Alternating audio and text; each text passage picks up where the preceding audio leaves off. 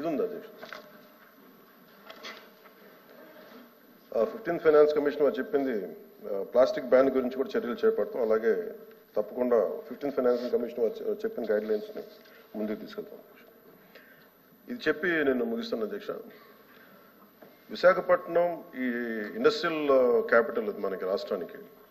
దీంట్లో ప్రత్యేకించి విశాఖపట్నం ఈశాన్య తీరంలో యారాడు కొండలు, సింహాచలం కొండలు, కైలాసగిరి కొండలు మధ్యలో ఉన్నాయి అధ్యక్ష ఇది విశాఖపట్నం. సో దీని స్థలాకృతి లక్షణం కారణంగా తరచుగా దీన్ని ఒక బౌల్ ఏరియా అని పిలుస్తారు. ఈ కొండల కారణంగా శీతాకాలంలో ఉష్ణోగ్రతలు తక్కువగా ఉండటం, పరిశ్రమల నుంచి ఉత్పన్నమయ్యే వాయు కాలుష్య కారకాలు వాతావరణంలో వ్యాపించకుండా భూమి ఉపరితలం పైన ఉండిపోతున్నాయి. గత కొన్ని దశాబ్దాలుగా ఈ విశాఖపట్నం గణనీయమైన పారిశ్రామిక అభివృద్ధిని చవిచూస్తుంది. ఇది పర్యావరణ మరియు కాలుష్య సమస్యలకి దారితీస్తుంది. సో దీన్ని ఒక చాలా ప్రత్యేకమైన ఒక ఫోకస్డ్ గా చూడాలి అధ్యక్ష. అది సో ప్రత్యేకించి నేను ఈ రోజున గౌరవ సభ్యులకి నేను మాటిస్తున్నాను. ఈ డిసెంబర్ మొదటి వారంలో ఒకసారి ప్రత్యేకించి ఒక వెళ్ళి అక్కడ క్షేత్రస్థాయి పర్యటనలు చేసి కాలుష్యం మీద ఒక సరైన అవగాహన చేసుకొని మొత్తం డిపార్ట్మెంట్ ఉన్నతాధికారులతో అందరితో వెళ్ళి అసలు ఏం చేయాలనేది ప్రత్యేకమైన దృష్టి సారించి దాని మీద ముందుకు తీసుకెళ్తాం.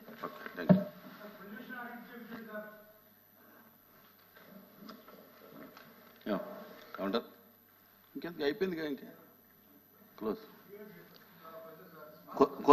క్వశ్చన్ నెంబర్ ఒకళ్ళకే హలో ఉంటూ సార్, మంత్రి గారు రిప్లైస్ చాలా బ్యూరోక్రటిక్ గా ఉన్నాయి సార్. క్వశ్చన్ ఆన్సర్ చక్కగా బ్యూరోక్రసీలో ఎలా చెప్తారో అలా చెప్పుకుంటూ వచ్చారు. మరి లెజిస్లేటివ్ హౌసెస్ లో మనకు అర్థమయ్యేటట్టే చెప్పాలి సార్. పొల్యూషన్ ను ఐడెంటిఫై చేశాము, పోర్ట్ ట్రస్ట్ ఐడెంటిఫై చేశాము అన్నారు. కానీ పొల్యూషన్ దేని వల్ల వచ్చింది సార్? పొల్యూషన్ సార్ మంత్రి గారికి ఒక విషయం తెలుసా లేదో అక్కడ కూర్చోండి. ఇంకా మీరు క్వశ్చన్ అడిగారు, క్వశ్చన్ అడగకుండా మీదన్నమాట. కూర్చోండి, మీరు దయచేసి కూర్చోండి. వద్దు క్రిటిసైజ్ వద్దు, కూర్చోండి. క్రిటిసైజ్ వద్దు, కూర్చోండి. నా మీరు క్వశ్చన్ అడుగుతానని చెప్పి మీరు నా question number 1359 minister for industries.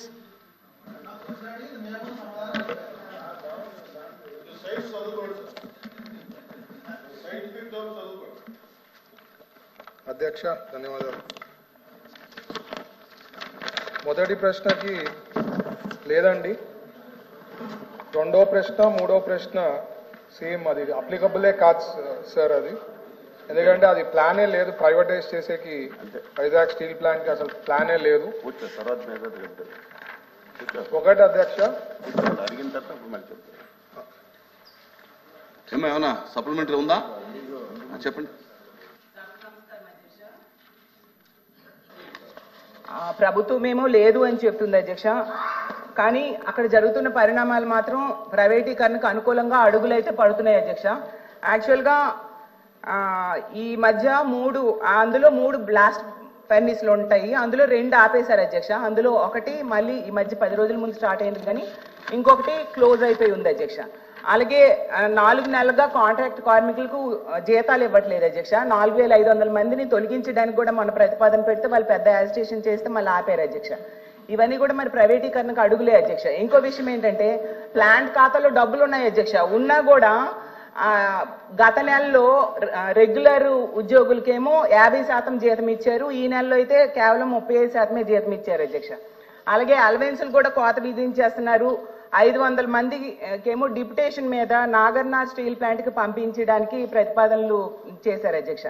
అలాగే 2500 మందికి పెర్మనెంట్ కార్మికులకేమో విఆర్ఎస్ ఇచ్చేయడానికి ప్లాన్ చేస్తున్నారు అధ్యక్ష. అలాగే వాళ్ళు కోరుకుంటున్నారు అధ్యక్ష ఇది సెయిల్లో విలీనం చేయాలి అని. మరి ప్రైవేటైజేషన్ కి అడుగులు వేయకపోతే సెయిల్లో ఎందుకు అధ్యక్ష వీళ్ళు విలీనం చేయట్లేదు? అలాగే తీసుకుంటే 1500 కోట్ల ఆర్థిక సహాయం ఇస్తే చక్కగా రన్ చేసుకుంటామని చెప్తున్నారు అధ్యక్ష స్టీల్ ప్లాంట్ కార్మికులు. అలాగే పెట్టుబడుల ఉపసంహరణ నిర్ణయాన్ని వెనక్కి తీసుకుంటున్నామని కేంద్రంతో ఏమైనా అనౌన్స్మెంట్ చేయిస్తే అప్పుడు నమ్ముతారు అధ్యక్ష. మరి వాళ్ళు 1300 రోజులుగా దీని మీద యాజిటేషన్ చేస్తున్నారు అధ్యక్ష. యాక్చువల్గా ఎన్నికల టైంలో చంద్రబాబు నాయుడు గారు, పవన్ కళ్యాణ్ గారు ప్రజలకైతే హామీ ఇచ్చారు అధ్యక్ష, మా ప్రైవేటీకరణ ఆపుతాం అనేసి. స్టీల్ ప్లాంట్ అనేది అసలు ఒక్క ఉత్తరాంధ్ర కాదు అధ్యక్ష, స్టేట్ మొత్తానికి, ఆంధ్రప్రదేశ్ రాష్ట్రానికి ఒక సెంటిమెంట్ అధ్యక్ష. అసలు దీనికోసము 32 మంది ప్రాణత్యాగాలు చేశారు అధ్యక్ష.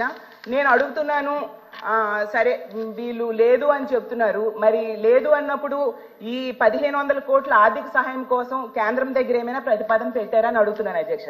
ఎందుకంటే కర్ణాటకలో తీసుకుంటే కుమారస్వామి గారు భద్రావతి స్టీల్ ప్లాంట్ కి ఏమో 30,000 కోట్లు తెచ్చుకున్నారు అధ్యక్ష. 2 ఎంపీలే ఉన్నారు, మనకి 31 మంది ఎంపీలు ఉన్నారు. కూటమి ప్రభుత్వం కేంద్రంలో కూడా ఉంది అధ్యక్ష. సో ఇది ప్రైవేటీకరణ దిశగా జరుగుతున్న అడుగులను ఆపాల్సిన బాధ్యత ఈ ప్రభుత్వం మీద అయితే ఉంది అధ్యక్ష. అలాగే వైజాగ్ స్టీల్ ప్లాంట్ తో పాటు ఛత్తీస్గఢ్ స్టీల్ ప్లాంట్ కి కూడా కేంద్రం ప్రతిపాదించింది, కానీ ఎన్నికల టైంలో ఆపేశారు అధ్యక్ష. మన స్టీల్ ప్లాంట్ కి మాత్రం అవేం ఆపట్లేదు. అసలు కాంట్రాక్ట్ కార్మికులు, కుటుంబ సభ్యులు వాళ్ళకి జీతాలు ఇవ్వకపోవడం వలన చిన్న బడ్డీ కొట్లు నడుపుకుంటూ బ్రతుకుతున్నారు అధ్యక్ష. కాబట్టి అసలు మన ప్రభుత్వం, ఈ కూటమి ప్రభుత్వం, సీఎం గారు ఏమైనా లేదా డిప్యూటీ సీఎం గారైనా ప్రధానమంత్రి గారితో మాట్లాడారా ప్రైవేటీకరణ ఆపమని, లేదంటే అలాంటి ప్రతిపాదన ఏమైనా పెట్టారా లేదని అడుగుతున్నాం అధ్యక్ష. వెంకటేశ్వర అధ్యక్ష, ఇక్కడ మేము చెప్పదలిచింది ఏమంటే, గత ప్రభుత్వ కాలం, ఈ ప్రభుత్వ కాలం చాలా కాలం నుంచి విశాఖ ఉక్కుని ప్రైవేటీకరణ చేయొద్దు అని ఆందోళన చేస్తున్నారు. ఆందోళన చేస్తున్న కార్మికులతో గత ముఖ్యమంత్రి దగ్గరికి వెళ్తే భూములు అమ్మేసి అప్పులు తీర్చుకోండి అని చెప్పి ఆయన కార్మిక సంఘాలకు సలహా ఇచ్చారు. ఇప్పుడేమో ఆనాడు ప్రతిపక్షంగా ఉన్నటువంటి టీడీపీ కానీ, ఇప్పుడు అధికారంలోకి వచ్చినటువంటి కూటమి కానీ దీని మీద స్పష్టత ఇవ్వాలని చెప్పి మేము కోరుతున్నాం. అటు కేంద్రం, పాలకపక్షం, ప్రతిపక్షం అందరూ కలిసి విశాఖ ఉక్కుని అమ్మేస్తారా? ఇలా అమ్మేస్తే కొత్త ప్రాజెక్టుల గురించి మనం మాట్లాడబోయేందుకు కడపలో పెట్టండి, అక్కడ పెట్టండి, ఇక్కడ పెట్టండి మాట్లాడుకోవడం సార్. ఉన్నదాన్ని నిలబెట్టుకోవాలి కదా, అందువల్ల స్పష్టత ఇవ్వాలని చెప్పి చెప్తున్నాను. ఓకే లక్ష్మణ్ రావు సార్, లేదు ఇంపార్టెంట్ ఇష్యూ కదా, స్టేట్ కి ఇంపార్టెంట్ ఇష్యూ, ఎందుకు కామెంట్లు? అధ్యక్ష,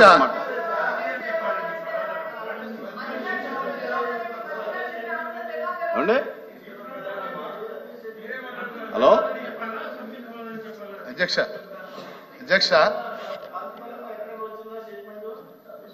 విశాఖ ఉక్కు కర్మాగారం గురించి రాష్ట్ర ప్రభుత్వ విధానం ఏమిటనేది స్పష్టం చేయాలని కోరుతున్నాను.